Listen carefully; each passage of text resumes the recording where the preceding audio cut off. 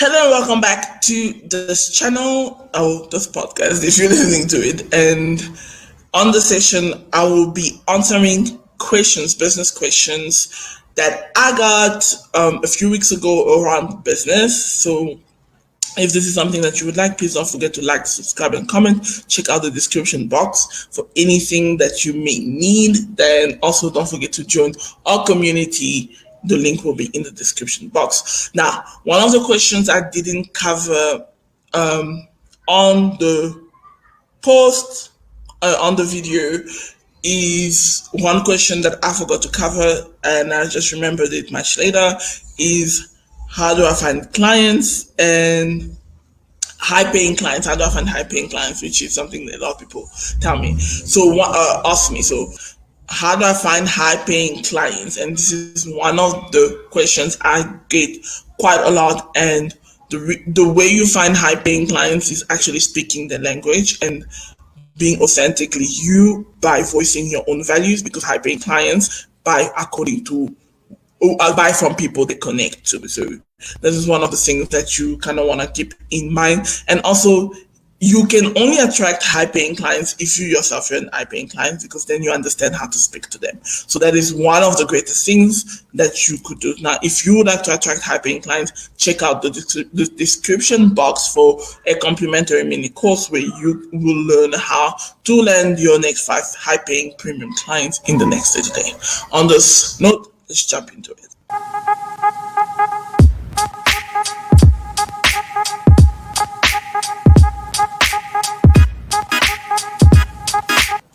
Hello, everybody, and welcome back to Best Talk. And if this is your first time, Best Talk is a show where we discuss entrepreneurship, growing your consulting and coaching business, and creating a business that you love.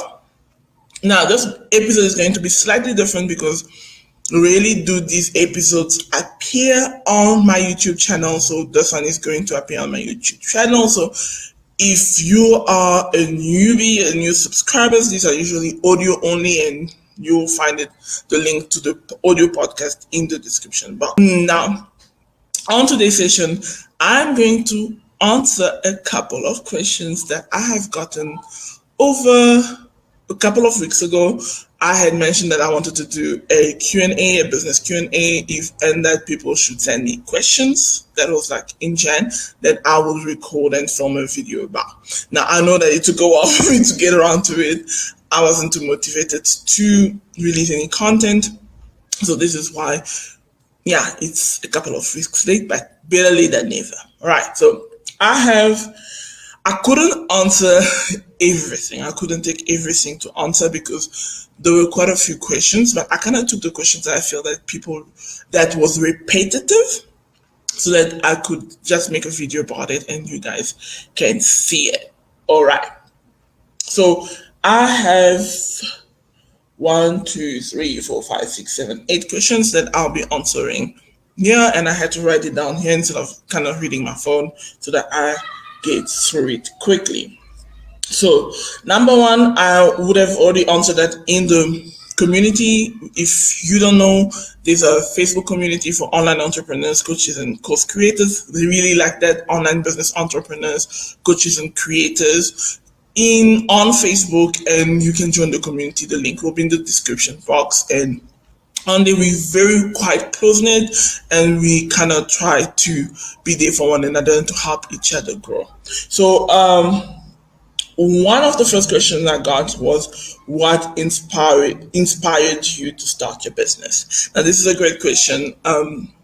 What inspired me to start my business, if I look back, it's that I was always entrepreneurial, but of course, growing up, it wasn't something that was very encouraged. I think as parents now might do a little bit different with our kids, whereas our parents definitely were like, you go to school, finish school, go to uni and study. But I always had that entrepreneurial spirit.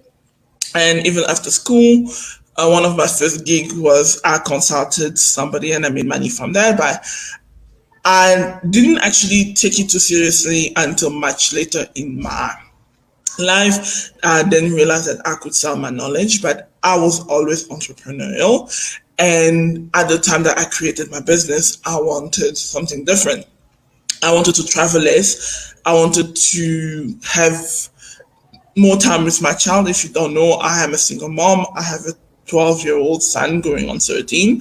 And at the time, he was quite young, and I wanted to spend as much time with him and not have to travel as much, not have to be away from him as much. And I wanted to stop missing those important moments because I felt that I missed a lot of moments with him, like because I was always working. So that was one of my biggest motivations as to starting my business. And also growing up, to be frank, I was brought up by a mom that had her own business, so I was always exposed to entrepreneurship. So I hope that answers that question.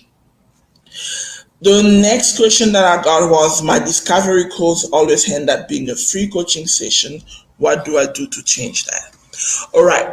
With this, it simply means that you do not have structure. You do not have a form of structure to kind of structure your consultations, your sales calls, your discovery calls. And don't feel bad, we've all been there, we've all probably experienced that. So one of the things you want to do, you want to learn to structure your sales calls so that it doesn't turn into a coaching call. You are not on there to solve the problem right there and then. What you are on there is kind of like your doctor's appointment, where you go and you tell the doctor, I'm sick, I'm not feeling all right, and they will ask you a couple of symptoms to find out what's going on with you, and then eventually they prescribe something to you. So this is the approach that you want to adopt with your sales calls and your discovery calls, so that it doesn't turn into a free coaching session. Now, if you don't know how to structure your calls, one of the things that we cover within the Easy Sales Blueprint program. And if that's something you'll be interested in, please check out the description box, book a consultation, a complimentary consultation with my team, and they will be able to walk you through if this is a fit or if something else that we offer may be a fit. However, that's what you ought to do. The next question I got was, how can I get the right audience for my online business? All right.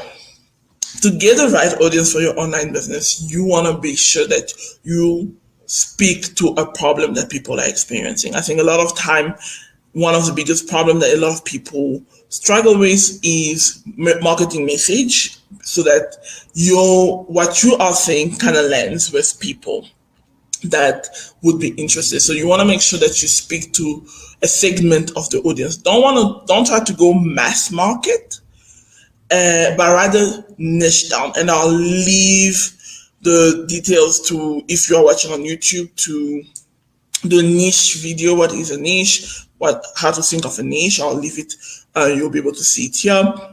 But basically, and essentially, you just want to niche down, speak to one segment of the market, and speak to their pains and the solution that you offer. That's how you will attract the right audience to you. So you don't just want to speak to the pain, you also want to speak to the solution, because you want people that can be able to buy the solution. So a quick one, let me quickly plug you in as well. So if you are looking to attract clients that are paying and that are premium and paying you quite well for your services, check out the description box for a complimentary mini course from Risk Digital Academy, where we walk you through how you could land your next 5 premium clients in the next 30 days. Then one of the questions I got that was quite repetitive was, how long should your business take to earn a revenue? This is a very interesting question, because also, especially for coaches, if you are in the coaching space, there's a lot of talk online around Quantum Leap. I started 2 weeks ago and I made $30,000. Those stories are quite common, but I will ask you to be cautious. But essentially, it is dependent on a number of things. So one of the things you want to be sure, and I want to ask you these couple of questions, and I want you to take time to answer them privately so that it can help you gauge how successful you'll be at generating a revenue. So the first one is the product or service that you are offering in demand? Is it in demand? Is it something that people want? Is it something that people are interested in? So this is usually the first question. Does your offer solve a pain that people no longer want? Let's say, for example, I I assist my clients with attracting high paying clients, and also and how to transition from one-on-one to group. So that is a very different thing. So is it something that people want? Yes, it's definitely something people want because you want to scale your business. If you want to scale past a certain income point, you definitely want to go from one-on-one to one-to-many. And that is something that people want, and they no longer want to have to deal with not having time for other things in their lives. And when I think about attracting clients, of course, people want clients because they no longer want to struggle to make money. So you want to think about it that way.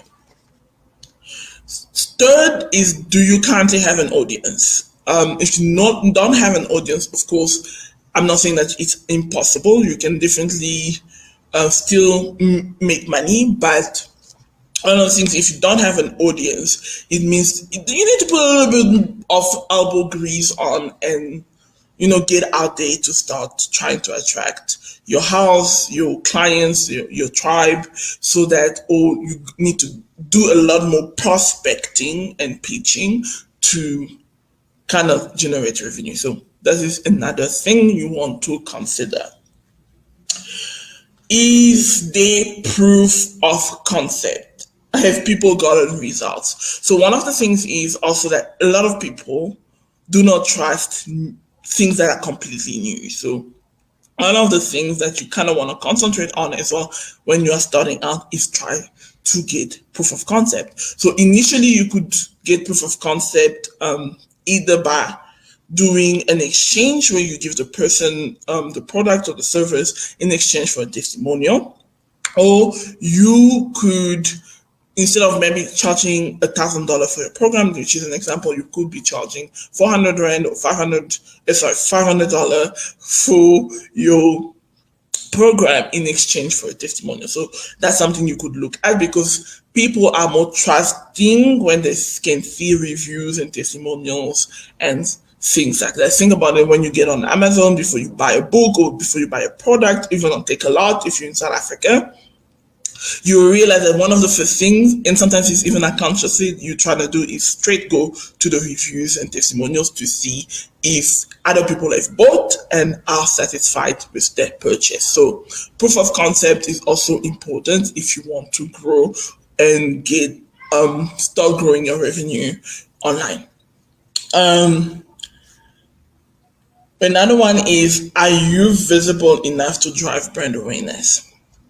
There's a misconception around entrepreneurs where it is build it and they will come.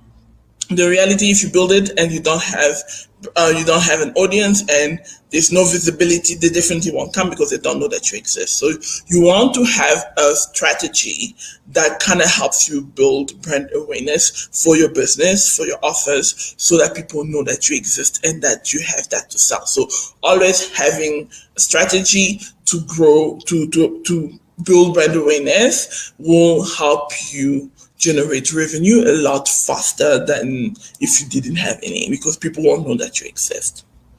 And then finally, do you have a working sales process? If you do not have a working sales process, you will find it difficult to generate revenue because you may be visible, but you need to have a process to try to convert the prospects that will be interested to buy, so that they can become paying clients. So having an actual process, sales process, will make it easier for you to grow your business and actually generate revenue. So this is actually something that we cover within the Easy Sales Blueprint program. So if you are interested in knowing a lot more about it, book a consultation below in the description box or in the show notes if you are listening to this. All right. Another question I got was, how do you stay consistent on social media with content? Let's be honest, yeah? I'm consistent on certain platforms, and on some platforms not so consistent. I'm definitely going to be working on that in 2022. But one of the things I like to say that I have figured out for myself and I will be doing this year is repurpose, which I already do actually with my live from Facebook, and I would share it on either on the podcast or on YouTube. So repurposing is definitely your friend. So one piece of content, try and figure out how many times you can use it. Can you create a blog post from it? Can you create how do you call this? A slideshow, a carousel for Instagram? Can you create a reel? All those things kind of repurpose the content so that you don't have to continuously create. Another thing is find your jam. Some people are writers like myself. I'm a writer. Writing comes a lot easier than to me, and it's my lazy way of creating content. So find your jam. If yours is speaking on the podcast or speaking on videos, find your jam and then start doing it, because it comes easier, you don't have to think about it too much, and then you can just implement. Also, once you have found your gem, find ways to repurpose the content. And if it's possible, get help, which is something I'm planning to do this year, for somebody to manage the social media platform. So one thing I'm thinking of doing, definitely I've started doing is repurpose content that I've written on Facebook into carousels, into posts for other platforms, into mini blog posts and stuff like that. So that's what I do, and I think that could work. Try it out. Let me know what you think. Slide my DMs. It's quite open. What is something nobody told you that you wish you knew earlier when you started your coaching business? I wish somebody told me that I didn't need to model anybody else, that I could just be me and be authentic to myself. I think there's a lot of, actually feel that there's a lot of things online where it is like model the people that you feel are a lot like you. And one thing I've realized that when you do that, you lose your authenticity. So definitely one thing I wish I had been told earlier was stay true to yourself, be okay with you, show up as you, and that's actually what will magnetize people to you. So definitely that is something that I wish I had been told earlier. And now it is that one I answered. So the final question is, why do I have problems with my clients even though we have done business for years? All right, this could actually mean that you might have an onboarding friction happening there, where people's expectations when they are coming on as a client are not handled properly. So it's important that you have a onboarding system and process that kind of gives clients from the onset what is expected from them, what is expected from you, what you would be doing and what you will not be doing. That way it will help you avoid the kind of friction where they kind of feel cheated, or they kind of feel that you're not doing what you agree to do. Because at the end of the day, life is about perception. What I perceive things to be may not be how the next person perceives it. So it is important that these conversations are had when you are having a business transaction. So I hope this video was helpful. I hope it serves you. Let me know down below. If you have any questions that you would want me to answer, drop it in the comments. Also, let me know, what do you think of some of the answers that I gave? Like, do you think I have Do you agree with what I said or do you disagree? Let me know in the comments. Show me some love. Don't forget to share, comment, subscribe to the channel if you're watching on YouTube. And on this note, I will see you.